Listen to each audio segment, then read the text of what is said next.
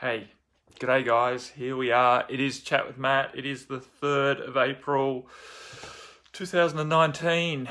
Here we go, another month. 3rd of April 2019. I'm on the Mantara public page for Chat with Matt, 30 minutes to ask me questions, and I will do my best to answer.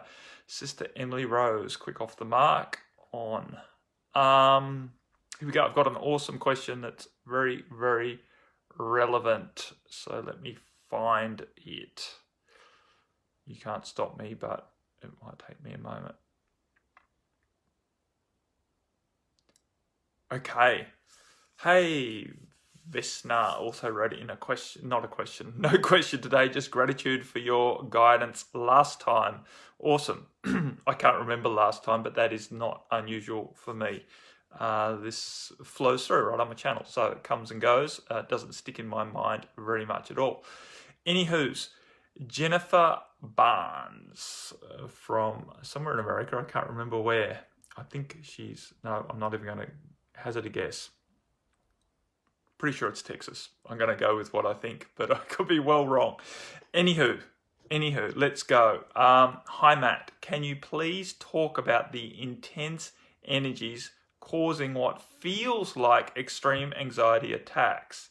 It seems one moment I'll be good, calm, peaceful, even full of joy and optimism. Then I get overcome with paralyzing fear and panic, where I'll have to sit in my car for up to 30 minutes for my body to calm down enough to be around other people. Thank you. Many blessings to everyone. And while some of us might think that that is extreme, it's actually becoming reasonably normal in today's energies. That level of swing of energy where we can be very high, riding the more expansive vibrations and everything that excites us with, because it is exciting. It's exciting to feel that we're expanding into new ways of being. It's exciting to feel these new levels of joy and expansive beingness and connection to ourselves. And then due to triggers that are almost imperceptible sometimes, and sometimes it doesn't even feel like we were triggered by anything external at all, the pendulum swings, and all of a sudden we're feeling all of the fear and the dread and or the not good enough to have what you were just dreaming about, what you were just feeling the opportunities, right? Because when we get expansive, we start to dream. Of course, we start to feel that some of our dreams might even potentially have an opportunity for manifesting, right? That maybe we could actually do what we've always thought was, a dream, win lottery type dream. When we're feeling high on the vibration, we can almost taste it, right? And then all of a sudden it sort of the rug gets pulled out from under us and we come crashing down, and we feel, I'm talking for myself now, feel almost stupid that we could be so audacious to think that was possible, right? To be so presumptuous or so, not pretentious, there's another, precocious, right? To think that we're so precocious that our life could be anything but a freaking struggle. It's common, Jennifer. I know I can't say that I've been to the point where I need to sit in my car to regain my composure for 30 minutes, but maybe I'm just better at masking it. I definitely know what you're talking about, and I can definitely feel these dense vibrations arising. It doesn't necessarily for me, it doesn't send panic through me, but it sends hopeless, useless, worthless. It's the same thing though. It is exactly the same thing. I know the vibrations are slightly different, but it's the same mechanism. First and foremost, how do we get through this? We find acceptance. The fear and the anxiety that's arising, the hopeless, desperate, useless that's arising, the depression that's arising, right? Because it can be quite depressing. It can very soon or very easily become depression, is all part of the process of becoming free. The more that we can accept that when this panic, anxiety arises, or when any other vibration of density arises, that it's not wrong, the more that we can accept that it's not wrong, it is just part of an intense clearing process, the more effectively you'll be able to move through it. The more comfortably you'll be able to cope with the anxiety as it arises. And from there, you will be able to take more empowered actions to help you through it. The problem is, once we start, the danger is we start making ourselves very wrong. What you describe could be labeled as bipolar, for example, or schizophrenic, or I don't know. I'm not great with what do we call that, diagnoses, but no, it's definitely not. Gurupreet just wrote in. It's definitely not paid call. I can't talk to you though because you haven't joined it. So let me scroll up here and see if I can type into your question and say, oop, that's not what I wanted to do at all. Okay, but it's going to let me type in for you. Just refresh your page.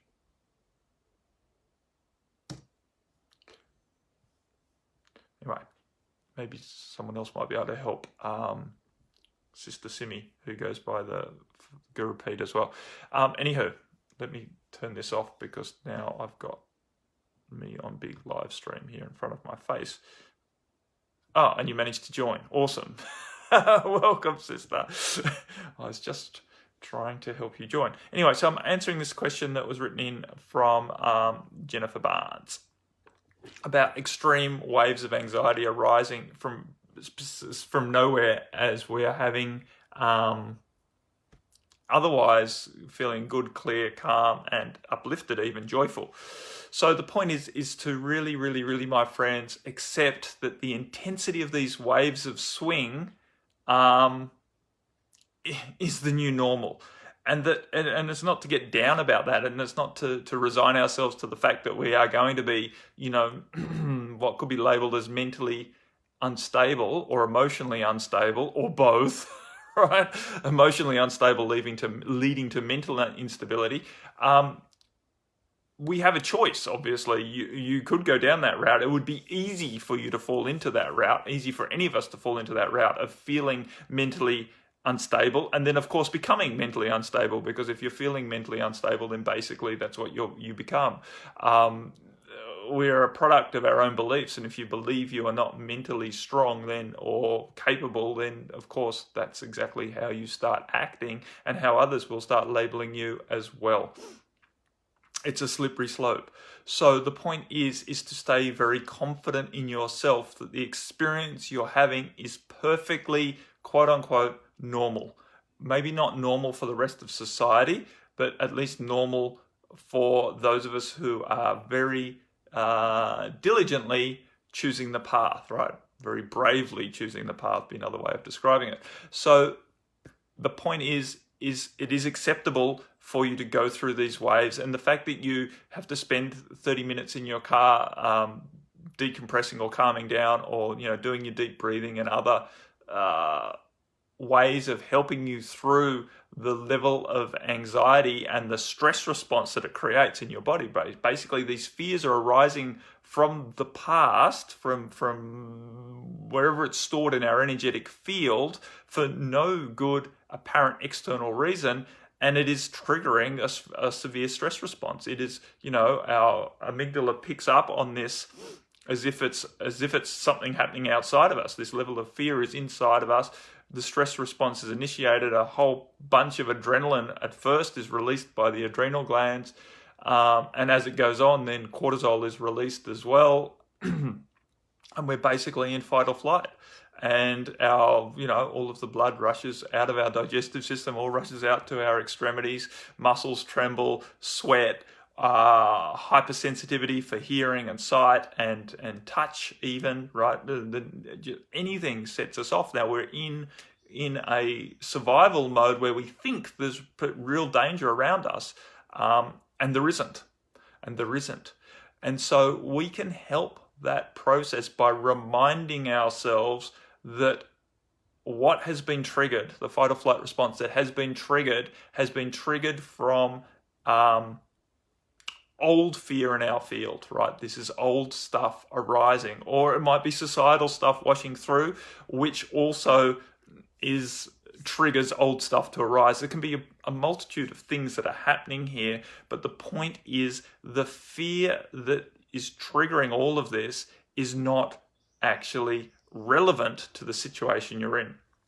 When you remind yourself of that, without beating yourself up and say, oh, I'm irrational and this shouldn't be happening and all the rest of it, without getting judgmental on it, just reminding yourself that the fear that you're feeling isn't actually indicating that there's real danger. If you remind yourself there is no real danger right now, and the experience I'm having is one of clearing and cleansing, right? This is helpful, but not very appropriate for right now. Then you can go through it in a much more effective way. You will find that you will shift the vibrations of the fear and the anxiety that have arisen more quickly and effectively when you don't make it wrong and when you remind yourself that you are completely safe right now. And you keep breathing. Breath is always a very, very empowering and useful technique when dealing with fear and anxiety. So I would encourage you to take, like, when you first feel it coming up before it gets real bad, is the time to catch it. And first of all is to have an understanding, not a fear-based understanding, not fear that I'm going into fear, but an empowered thing is, oh, it feels like something's coming up to release. Great. Let's go through this in a more effective way, and to start breathing really deep. Breathe in for like the count of 6. Hold your breath if you can for a count of 6. Breathe out for a count of 6. If you do that like 6, 8, 12 times, it's a little investment in your time, right? It's going to take a few minutes.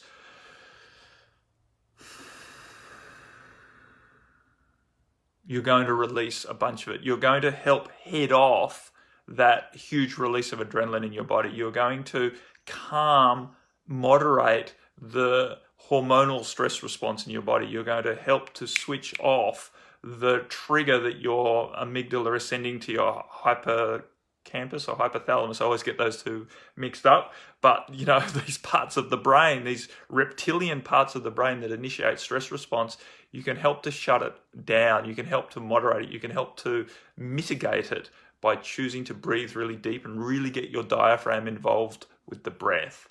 And also working from the angle of perception with your mind, with your conscious mind, choosing to perceive the situation that's occurring, this arising of stress feelings, fear feelings, anxiety feelings, or hopeless, useless, worthless feelings, whatever it might be for you, or intense sadness. Another thing that a lot of people are feeling, getting purged from them, is intense sadness coming out for no particular reason. They find themselves breaking down in tears for no good reason. And then, of course, you start labeling yourself as unstable. You start labeling yourself as non-functional. You start labeling yourself as useless and all of the rest of it, right?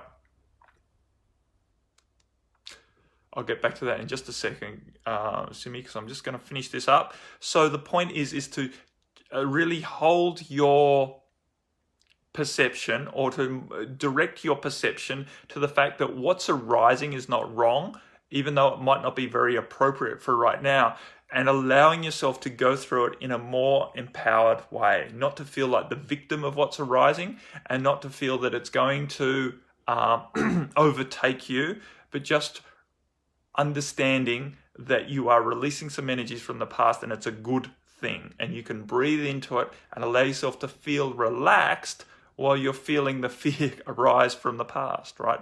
To put an overlay of relaxation through this process, because you're bringing a higher understanding to the process that's occurring, and thus you're going to move through it more effectively. It's not to fight it, not to try and repress it or wash over it so much. It's just to move through it more effectively. Okay, let's go with what Simi has written in here. Matt, I'm trying to figure out why a particular relationship was brought forward. It has me very confused. Has me very confused. He is very closed off, so perhaps my mirror. I'm trying to figure out where am I so closed off but feel at a loss? Are you able to shed some light on it? Okay, Simi, great question. This is really, really easy for us in general to get caught up in trying to analyze why something has happened rather than to allow it to just work for you. So you don't need to figure out where you are so closed off. All you need to do is choose to open up. Right? So recognize that a relationship has come forward, and of course all relationships that come into our life are coming into our life to serve us in some way. They are all mirrors in some way. It doesn't necessarily mean that we are like the person who's come in, but generally they will be drawn in as a reflection of some energy that we are carrying. So if he is very closed off, your job is to open up and accept his closed off parts, to really find.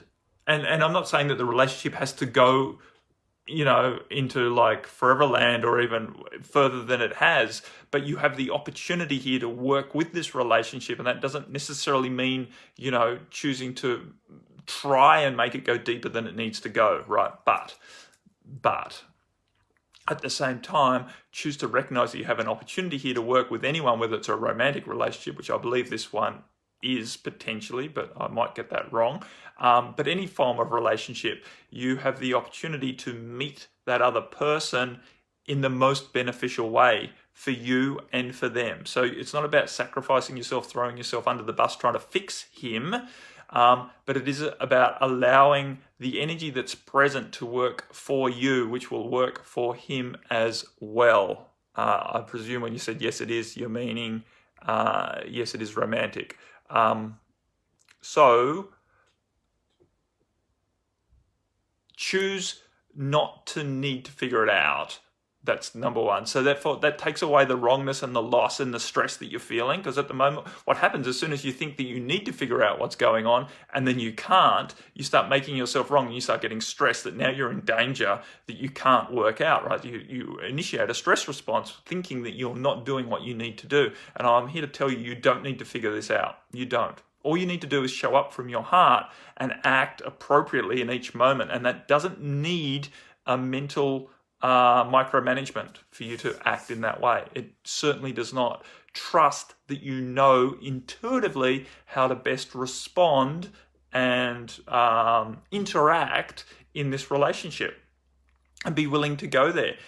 Be willing to stay aware mentally, but not willing to overanalyze everything, right? There's a big difference between awareness of what's unfolding and analysis of what's unfolding. You don't need to figure it out. Just stay present with it. Be present with it. Bring all of you to the table and enjoy what's happening.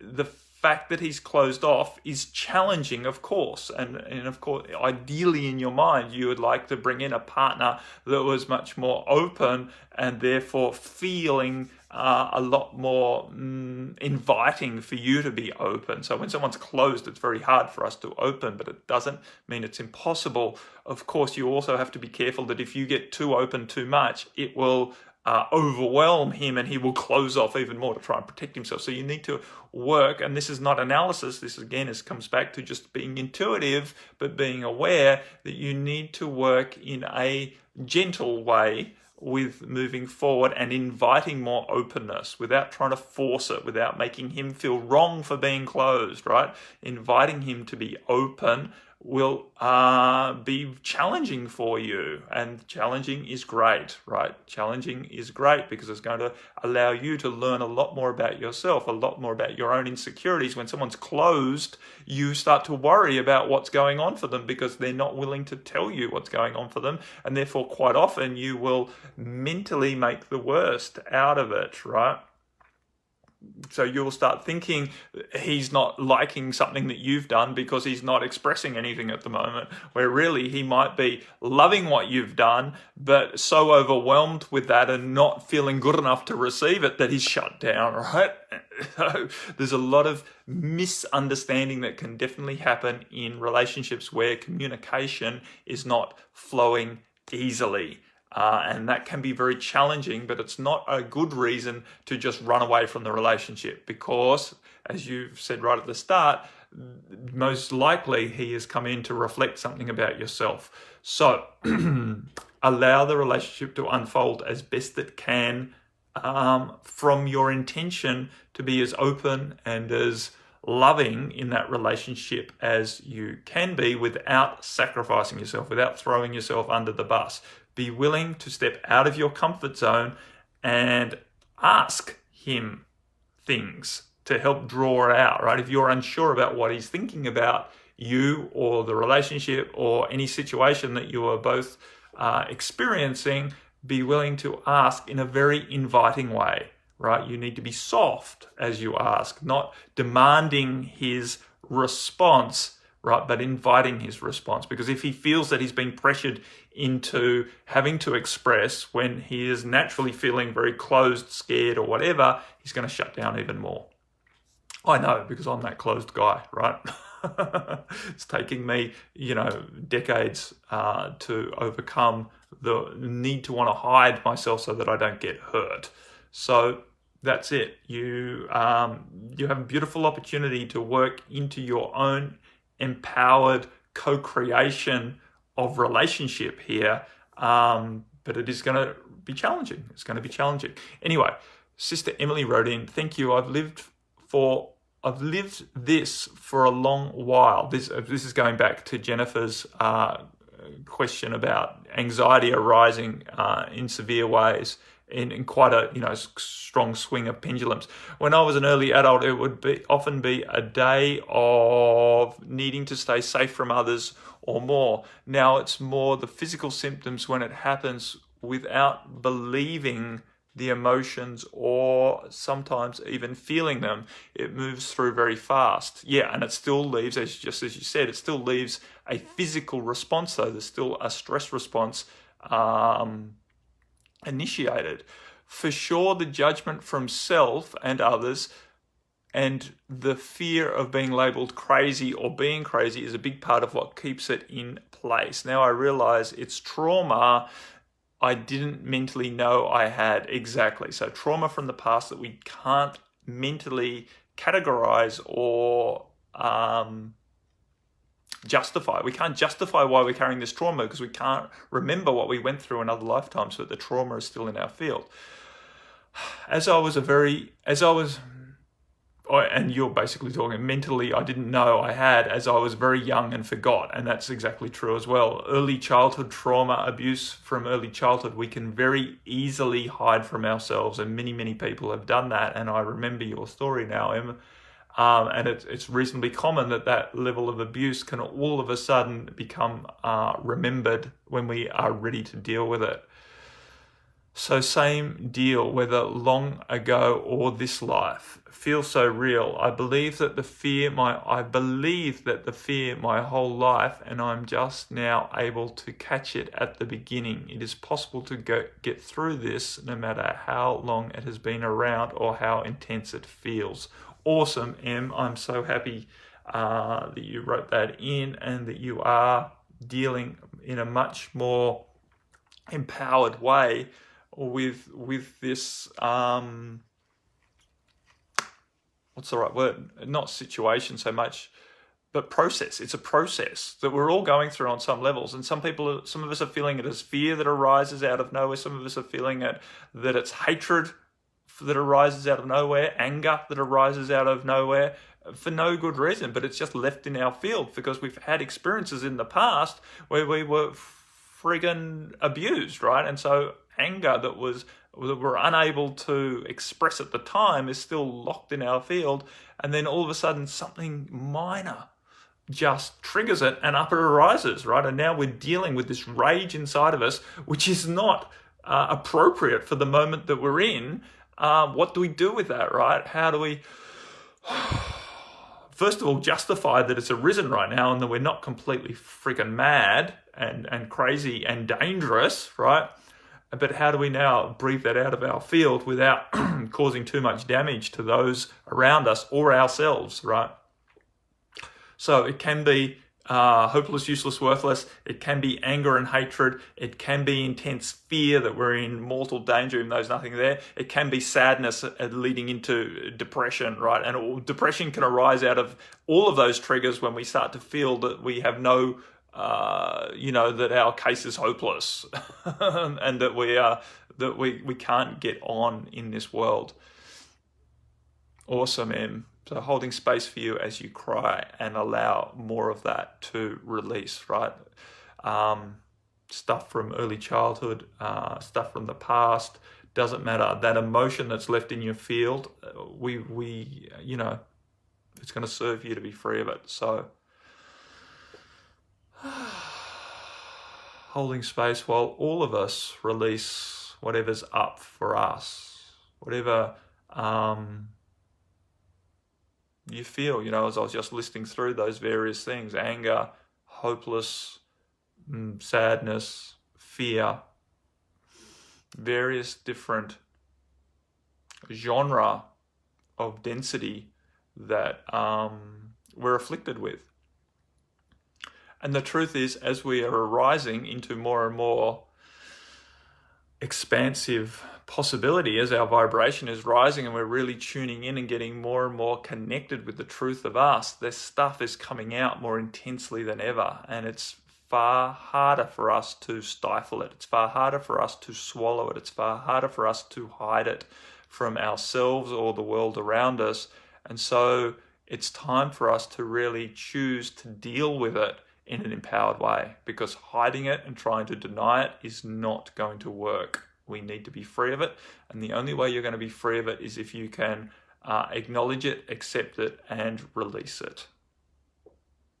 That's it. So one of my favorite techniques for any of the above is to breathe, is to stop and breathe. If you feel anger coming up and you want to spit fire on someone, turn around and take 2 deep breaths. I know I talked last week about taking those breaths, right? Setting your alarm and doing it every half an hour, 1 hour, 2 hours, depending on what you feel you can manage, whether it's the alarm on your phone or whether it's a little app on your computer. I forgot to mention, I've got this little app thing on my computer, the Bells of Serenity or whatever it's friggin' called. Sometimes, you just want to, send it off the earth, because it's annoying to have to stop and breathe, but it's really beneficial. And to get off your screen, if you're sitting at a computer for hours on end, to have something that bings every half an hour. You can have it every 15 minutes. I didn't cope with 15 minutes. I have to be honest there, every half an hour. And I actually stand up, turn around so I'm not facing the screen anymore, do my 2 breaths, have a stretch,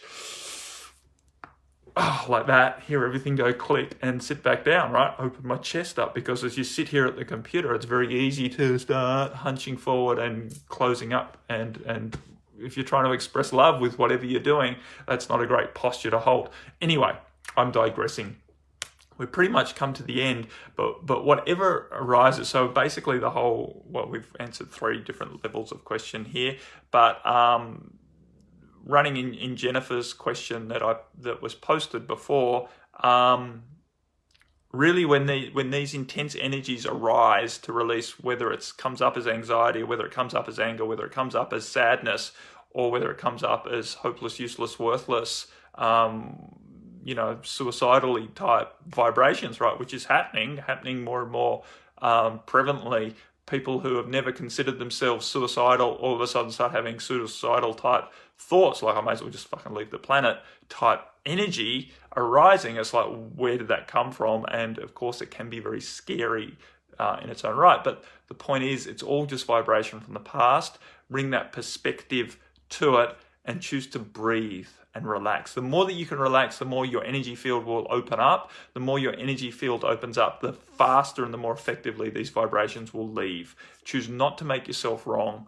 Choose to breathe and hold presence with yourself. Choose not to need to mask it. Choose not to need to hide it, especially from yourself, but even from others. I know sometimes it's inappropriate for you to break down in tears, or for you to feel really angry, or for you to be anxious and scared and on edge and wired in front of others. But choose not to feel, what's the word? Ashamed of these reactions and responses you're having, because it's all just another layer that represses you. Choose not to be repressed. It's time to be liberated and allow these emotional vibrations to arise in an empowered way. Obviously not to spew it all over innocent people, but at the same time to not to need to make ourselves wrong about it. To really, because the truth is, if we can deal with it in an empowered way and allow others to see us cry or get angry or whatever, and just really acknowledge or let them know that this is just shit that's arisen, it's not really anything to do with now, you're going to be fine, I just need a moment to deal with this stuff, right? You give them permission as well, right? And it's really important that we all allow permission to flow through our society to deal with this situation, because it's a big situation and it's societal wide. I know those of us who are doing the work seem to be leading the charge right now, and thus a lot of people look at us as if we are crazy, but that's going to shift. They're going to all start dealing with this as well. And if we can model for them how to do it in an empowered way without making ourselves wrong, then that's really, really, really going to help a lot of other people, including kids and all the rest of it. I know, right? It's not easy to let our kids see us non-functional and yet still let them know, minimize their fear about the situation by letting them know that it's okay, right? Not easy, but very, very beneficial.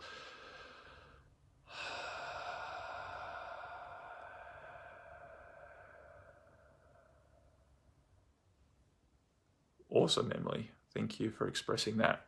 Okay, my friends, that's it, right? Chat with Matt, done for another week. I'll be back this time, same place next week. Obviously, I'm running in New Zealand time, so as my friends, our